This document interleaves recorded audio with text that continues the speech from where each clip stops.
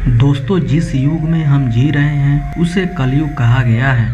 दोस्तों, चारों युगों में कलयुग को श्रापित युग कहा गया है। धर्म शास्त्रों में इस बात का स्पष्ट वर्णन है, जब कलयुग अपने परम चरणों पर पहुंचेगा तब इस धरती से अधर्म का नाश हो जाएगा।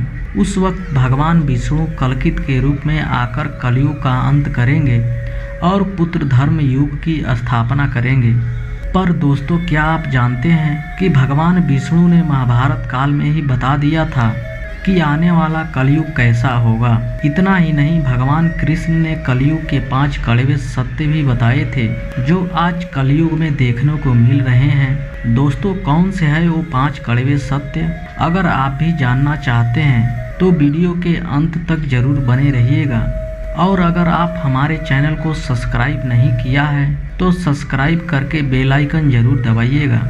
अब चलिए बिना टाइम वेस्ट किए वीडियो को शुरू करते हैं। जब पांडव युद्ध में अपना सब कुछ गंवा देते हैं तब उन्हें वनवास जाना पड़ता है। वनवास जाने से पहले पांडव भगवान श्री कृष्ण से मिलते हैं और उनसे कहते हैं, हे भगवान, हम 5 पांडव युद्ध पीड़ा में अपना सब कुछ गंवाने के बाद हम 5 पांडव सहित द्रौपदी वनवास जाने से पहले हम ये बात जानना बहुत उत्सुक हैं कि आने वाला कल यानी कि कलयुग कैसा रहेगा। उस समय के मनुष्य कैसे होंगे, लोगों के विचार कैसे होंगे और मोक्ष की प्राप्ति कैसी होगी। पांडवों के मुख से ये बात सुनकर भगवान श्री कृष्ण थोड़ा सोच विचार करते हैं और फिर पांडवों से कहते हैं, पहले आप सभी बन जाइए। वन में आप सभी को जो कुछ भी दिखाई दे उसे आकर मुझे बताइए, फिर मैं आप सभी को इस प्रश्नों का उत्तर दूंगा। अब भगवान श्री कृष्ण कहे अनुसार 5 पांडव भाई वन में चले गए और वन में उन्हें जो कुछ भी दिखाई दिया उसे देखकर वो हैरान हो गए। आंखों पर यकीन नहीं हो रहा था। कुछ समय वन में बिताने के बाद भगवान श्री कृष्ण के पास लौटते हैं, लेकिन इस बार पांडवों के मुख पर शिकन था और वे किसी उलझन में पड़े हुए नजर आ रहे थे। जब भगवान श्री कृष्ण ने पांडवों की ऐसी दशा देखी तब उनसे रहा नहीं गया। भगवान ने कहा, आप सब किस सोच विचार में मग्न हैं, हमें भी बताएं। अगर संभव होगा तो समाधान अवश्य करेंगे। भगवान श्री कृष्ण के मुख से बात सुनकर पांडव पुत्र राज युधिष्ठिर ने हाथ जोड़कर के कहा, हे माधव, हमारी शंका वन में दिखे उन दृश्यों को लेकर है जिसकी कल्पना हमने सपने में भी नहीं की थी। इस पर भगवान श्री कृष्ण कहते हैं, आप सब एक एक करके विस्तार से बताइए कि आप वन में क्या देखा। इस पर युधिष्ठिर सबसे पहले कहते हैं, द्वारका नरेश, हम 5 पांडव वन में पहुंचकर हम 5 भाई अलग अलग दिशा में चले गए। जब मैं अकेले भ्रमण कर रहा था तो वन में 2 सूंड वाला हाथी देखा। अब आप इस शंका को दूर कीजिए, भला एक हाथी के 2 सूंड कैसे हो सकते हैं। अब अर्जुन की बारी होती है। अर्जुन ने कहा, मैं एक ऐसी पक्षी को देखा जिसके पंख पर वेद की रचना लिखी हुई थी और वह मुर्दे की मांस खा रहा था।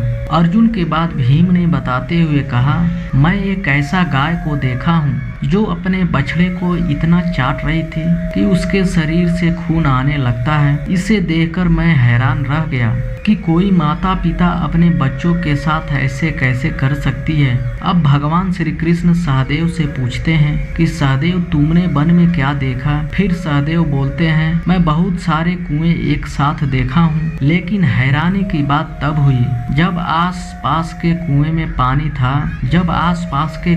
पानी था तो वही बीच वाला कुआं में बिल्कुल भी पानी नहीं था। बीच का कुआं गहरा भी है फिर भी पानी नहीं है, ऐसा कैसे संभव है। ऐसे ही सभी अपनी बात श्री कृष्ण के सामने रख दिया। अब आप इन शंकाओं को दूर करके इसका अर्थ बताइए। इस पर भगवान श्री कृष्ण युधिष्ठिर से कहते हैं, धर्मराज, जैसा कि आप सबने बताया, आप 2 सूंड वाले हाथी को देखकर सोच में पड़ गए हैं। धर्मराज, इसमें हैरान होने वाली बात नहीं है कि कलयुग में ऐसे ही लोग राज करेंगे, जो बोलेंगे कुछ और करेंगे कुछ और। इनके मन में कुछ और कर्म में कुछ और होगा।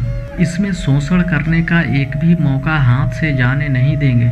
इसमें शोषण करने का एक भी मौका हाथ से जाने नहीं देंगे। ये बस अपने ही हित की बात सोचेंगे। अब भगवान श्री कृष्ण अर्जुन से कहते हैं कि हे पांडव पुत्र, तुम वन में एक ऐसे पक्षी को देखा जिसके पंख पर वेद की रचनाएं लिखी हुई थी, लेकिन वह मुर्दे की मांस खा रहा था। कि कलयुग में भी ऐसा लोग होंगे जो कहने को तो विद्वान ज्ञानी पुरुष कहलाएंगे, किंतु इनका आचरण राक्षसी होगा। उनके मन में वही होगा कि जल्दी कोई मरेगा कि उसका संपत्ति का मालिक मैं हो जाऊंगा।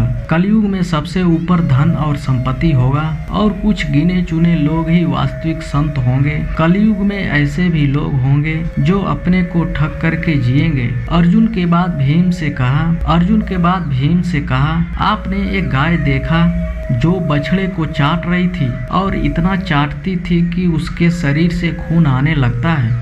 ठीक उसी प्रकार कलयुग में भी संतान अपने बच्चे को इतना प्यार जताएगा कि उसका विकास रुक जाएगा। अगर किसी का बेटा घर द्वार छोड़कर साधु बनेगा तो हजारों व्यक्ति उसके दर्शन को जाएंगे, किंतु आपका बेटा साधु बनेगा तो वह रोएंगे, विलाप करेंगे कि मेरा बेटा गलत रास्ते पर चला गया है। दोस्तों, भगवान श्री कृष्ण यहाँ जीवन की वास्तविकता बताते हुए कहते हैं कि तुम्हारे पुत्र तुम्हारे नहीं बल्कि पत्नियों की अमानत होगी और पुत्रियां उसके पतियों की, और तुम्हारा शरीर मृत्यु और आत्मा परमात्मा की अमानत होगी।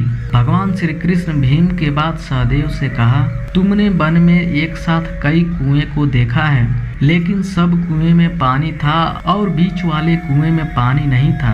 इसका मतलब हुआ कि कलयुग में धनवान व्यक्ति अपनी शादी में उत्सव में धन लुटाएंगे, लेकिन आस पड़ोस किसी गरीब को देखकर मदद नहीं करेंगे, चाहे गरीब उसका सगा ही क्यों न हो। अपने शौक में शराब कबाब जश्न मनाएंगे, किंतु किसी गरीब को सहायता नहीं करेंगे। आपको यह वीडियो कैसी लगी कमेंट में जरूर बताइएगा। आज के लिए बस इतना ही, मिलते हैं अगले वीडियो में, तब तक के लिए नमस्कार।